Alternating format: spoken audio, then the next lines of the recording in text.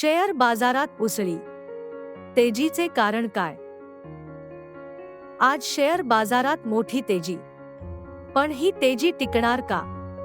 चला विश्लेषण करूया. BSE सेन्सेक्स 1577 अंकांनी वाढला, तर निफ्टी 500 अंकांनी वधारला. इंडसइंड बँक, श्रीराम फिनान्स आणि LT यांनी जोरदार कामगिरी केली. गुंतवणूकदारांसाठी आजचा दिवस चांगला ठरला. हिंदुस्तान युनिलेव्हर आणि ITC मध्ये किंचित घसरण झाली. रिअल इस्टेट क्षेत्राने मात्र 5% पेक्षा जास्त वाढ नोंदवली. कोणत्या क्षेत्रात तेजी आहे आणि कोणत्या क्षेत्रात घसरण, हे समजून घेणे महत्त्वाचे आहे.